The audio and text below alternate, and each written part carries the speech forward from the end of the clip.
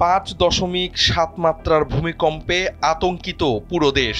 ভূতত্ত্ববিদ ও প্রকৌশলীরা বলছেন, রিক্টার স্কেলে মাত্র 0.03 থেকে 1 মাত্রার বেশি হয়ে 6 থেকে 7 মাত্রার কোনো ভূমিকম্প যদি ঢাকা বা তার আশেপাশে আঘাত হানে তবে তা এক ভয়াবহ মানবিক বিপর্যয় ডেকে আনবে।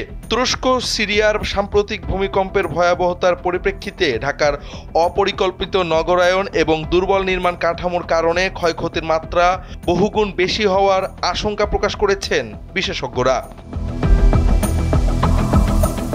বাংলাদেশ প্রকৌশল বিশ্ববিদ্যালয় বুয়েটের পুরকৌশল বিভাগের বিশেষজ্ঞদের মতে, যদি ভূমিকম্প 6 থেকে 7 মাত্রায় ঠেকে তবে শুধু ঢাকা শহরে কমপক্ষে 2 থেকে 3 লাখ মানুষের প্রাণহানি ঘটবে। সমন্বিত দুর্যোগ ব্যবস্থাপনা কর্মসূচির সিডিএমপি সমীক্ষা অনুযায়ী 7.5 মাত্রার ভূমিকম্পে 72,000 ভবন ধসে পড়বে এবং আরও 1.5 লাখ ভবন মারাত্মকভাবে ক্ষতিগ্রস্ত হবে।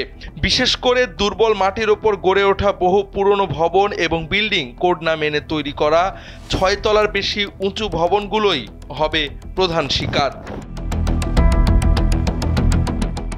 ভূমিকম্পে সবচেয়ে বড় আতঙ্ক হিসেবে বিশেষজ্ঞরা দেখেন আগুন লাগার ঝুঁকি। অপরিকল্পিতভাবে পাতা গ্যাস ও বিদ্যুৎ লাইনগুলো ধসে পড়া ভবনের নিচে ছিঁড়ে যাওয়ায় পুরো নগরী মুহূর্তে এক অগ্নিকুণ্ডে পরিণত হতে পারে।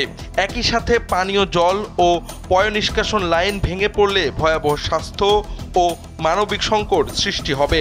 অধ্যাপক ডক্টর মেহেদী আহমেদ আনসারী বলেন, আমাদের প্রায় সব ভবনই ঝুঁকিতে। 7 মাত্রার কম্পন হলে শুধু ভবন ধস নয়, গ্যাস লাইন ও বিদ্যুতের তার ছিঁড়ে পুরো নগরী একটি অগ্নিকূপে পরিণত হতে পারে।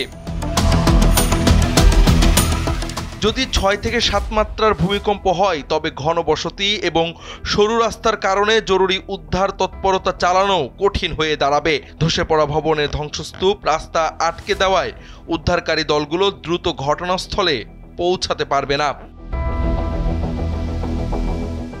এ অবস্থায় বড় ধরনের ভূমিকম্প আঘাত হানার আগেই ভবনগুলোকে ভূমিকম্প সহনশীল করার জরুরি উদ্যোগ গ্রহণের পাশাপাশি ব্যাপক জনসচেতনতা এবং কার্যকর দুর্যোগ ব্যবস্থাপনা মহড়ার উপর জোর দিতে হবে। বিশেষজ্ঞরা বলছেন, আর কালক্ষেপণ নয়, এখনই সময় সতর্ক হওয়ার।